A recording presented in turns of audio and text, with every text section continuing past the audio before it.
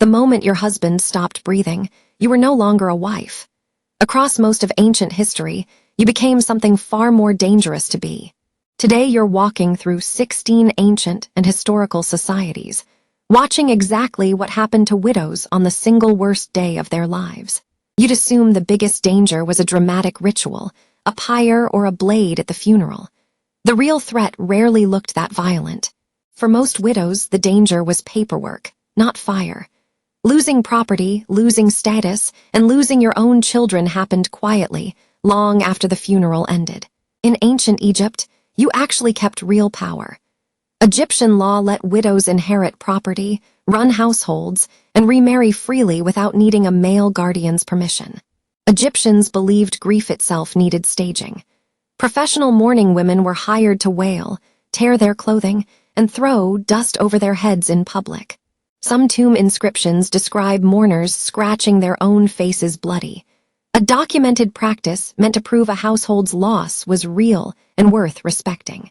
So the wealthier the husband, the louder and bloodier the mourning display got. Grief, it turns out, has always had a budget attached to it.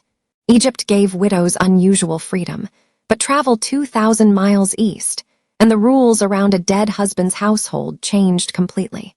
In Babylon, the Code of Hammurabi actually protected you on paper.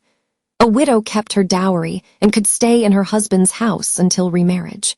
But that protection came with a catch. If sons contested the inheritance, a widow often had to prove her case before male judges and elders. One surviving Babylonian tablet records a widow suing her own stepsons over a single disputed field. A dispute historians believe dragged on for years. Justice, it seems, has always moved slower than grief, even when the laws were carved into permanent stone tablets meant to last forever. Move further into the ancient Near East, where a Hebrew custom would decide whether you remarried at all, whether you wanted to or not. Under levirate marriage, a widow without sons could be required to marry her late husband's brother, continuing the family line in his name. The custom, called yibum, let a widow formally refuse through a public ceremony called chalitza, removing her brother-in-law's sandal before witnesses. Refusing wasn't simple defiance. It was a scripted ceremony, sandal and all, that made rejection just as official as the marriage would have been. Some family lines apparently negotiated this for generations, which meant a widow's next decade could hinge on one brother-in-law's willingness to marry her. Cross into classical Athens, and a widow's independence nearly vanished the moment the funeral pyre went cold and the ashes settled. Athenian widows were legally handed to a male guardian, usually her father or eldest son, who now controlled her property and her choices. Aristotle and other Athenian writers described women as needing lifelong guidance, a belief that quietly justified stripping widows of financial control. One widow, working within these limits, still managed her household's finances for years by operating everything through her compliant young son's name. Athens trusted a widow with raising the next citizen, yet somehow not with the money required to actually do it. Just a short distance away, in Sparta, widowhood looked almost like an entirely different world, with entirely different rules for women. Spartan women, married or widowed, could own and inherit land directly, and by some estimates controlled a striking share of all Spartan territory. Spartans believed a strong household needed a capable woman running it, especially with husbands frequently away at war or already dead in battle. Aristotle himself complained about this arrangement, arguing Spartan women had grown too powerful and too independent for a properly run city-state. So one philosopher's nightmare was simply a Spartan widow's Tuesday, quietly managing land, while Athens argued she couldn't be trusted with a coin purse. Sail west now to Rome, where an entire cultural ideal was built around exactly how a widow was supposed to behave. Roman society praised the univira, a woman who had loved only one husband, even in widowhood, and never remarried for the rest of her life. Widows wore the pulla, plain, dark mourning clothing, and were expected to avoid jewelry, parties, and public pleasure for a formal mourning period. Tombstones proudly labeled women univira centuries after their deaths, treating a widow's permanent solitude as her single greatest lifetime achievement. Rome, it turns out, invented the humble brag, then carved it directly into marble for anyone walking past a graveyard to admire. Head north now, into the Norse world, where the fate of a widow depended enormously on exactly whose household she belonged to. Free Norse widows could inherit property and run farms alone, and Icelandic sagas record several women managing estates for decades without remarrying. One 10th century account by the traveler Ibn Fadlan describes a very different fate for an enslaved woman at a chieftain's funeral, not his wife. Some historians believe later storytelling blurred slave concubines and wives together, which is exactly why this detail gets softened rather than stated as universal. Status, then as now, decided everything. A free widow ran a farm. An enslaved woman near a chieftain's funeral held almost no say at all. Push forward into medieval Europe, and a widow's fate increasingly depended on one specific legal document written years before her husband died. English common law guaranteed a widow's dower, typically 1/3 of her husband's estate, hers to use for the rest of her life. Wealthy widows became so valuable that kings sometimes sold the right to arrange their next marriage to the highest-bidding nobleman available. One English widow, Nishala de la Haye, personally commanded a besieged castle in 1217, defending it while men twice her rank fled. So medieval Europe occasionally let a widow defend a castle under siege, yet still treated her future marriage like a piece of tradable property. Travel east now into imperial China, where an entirely different kind of pressure settled onto a widow within days of the funeral. Confucian teaching praised the chaste widow who never remarried, dedicating the rest of her life to her husband's memory and his aging parents. Local governments built stone memorial arches honoring these widows, permanent monuments carved into towns specifically to reward a lifetime of staying unmarried. Some historians note these arches doubled as quiet social pressure, publicly rewarding widows who stayed and implicitly shaming any widow who chose to remarry. An entire architectural tradition, in other words, existed to make sure everyone in town knew exactly who had, and hadn't, moved on. Now the tour reaches the era most people expect this entire video to be about, so let's address it directly and carefully. In parts of pre-modern India, a small number of widows underwent sati, dying on their husband's funeral pyre, a practice later banned by colonial law. Historians strongly dispute how common sati actually was. Many regions never practiced it, and where it existed, records suggest coercion was frequently involved.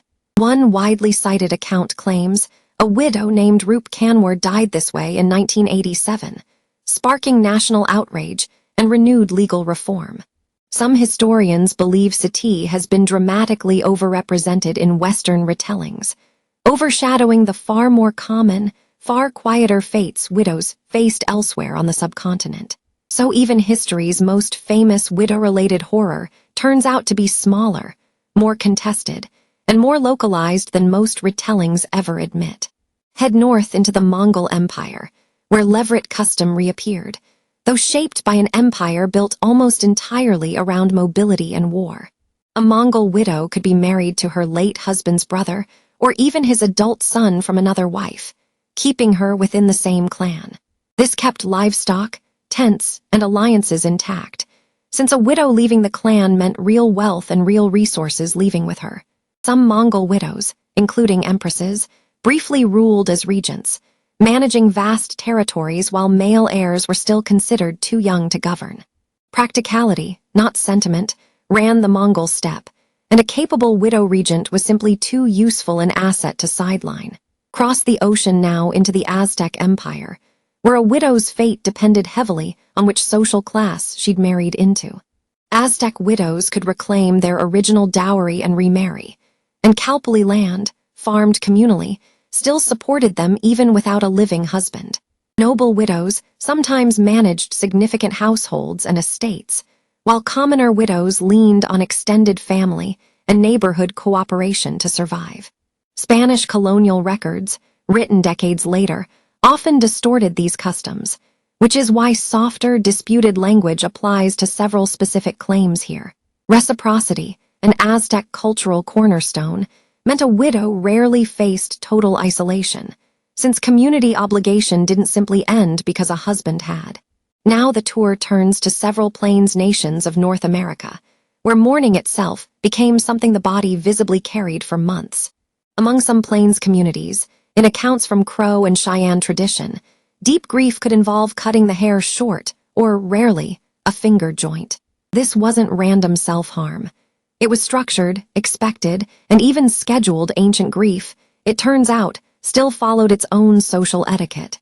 A visibly grieving widow signaled her ongoing bond to the community, who then took on real responsibility for her food, shelter, and protection. Grief here wasn't hidden. It was worn on the body, publicly, as proof a community owed this woman its continued care. Now to parts of traditional sub-Saharan Africa, where a custom called widow inheritance shaped a widow's fate, and in some regions, still does today. A widow might be expected to marry a late husband's brother, keeping her and her children financially supported within the same extended family structure. Supporters describe it as built-in social security. Critics, including many modern African women's rights advocates, describe it as coercion dressed up as tradition. Reform movements across several African nations have actively challenged this custom in recent decades, giving widows more legal choice than in past generations. One tradition, in other words, still divides an entire continent's opinion, which tells you something about how rarely these customs are simple. Sail into the Pacific now, to Fiji, where 19th-century missionary accounts describe one of the tour's darkest documented customs. Some early missionary and colonial reports describe high-status widows being ritually strangled to accompany a chief into the afterlife, later suppressed by colonial authorities. Historians caution that missionary accounts often exaggerated or misunderstood local customs, so this detail is presented as historically disputed, not settled fact. Status, once again, decided fate. A commoner's widow in Fiji faced nothing like this. A chief's widow faced an entirely different calculation. End the tour in Edo period Japan, where samurai culture built an entire ideal around a widow's expected loyalty after death. Junshi, following one's lord in death, was occasionally practiced by devoted retainers, and some accounts describe widows choosing the same fate for their husbands. The practice was rare enough, and controversial enough, that the Japanese government formally banned junshi outright in 1663. So even a culture that idealized dying for loyalty eventually looked at the body count and decided this custom had gone too far. 16 societies, 16 different verdicts, yet a pattern sits underneath every single one of them if you step back far enough to see it. Here's the twist: most people never hear about widowhood at all, and it has nothing to do with fire, blades, or ritual sacrifice. Across nearly every documented society, the most common widow's fate wasn't dramatic. It was poverty, dependency, and quiet legal erasure from her own household. Even today, researchers studying widowhood worldwide describe a measurable widowhood penalty, a sustained drop in income and security that follows women specifically, not men. The pyres, the arches, the strangling ropes made for unforgettable stories. The paperwork made for the actual, ordinary, universal fate of being a widow. The real danger was never one dramatic day.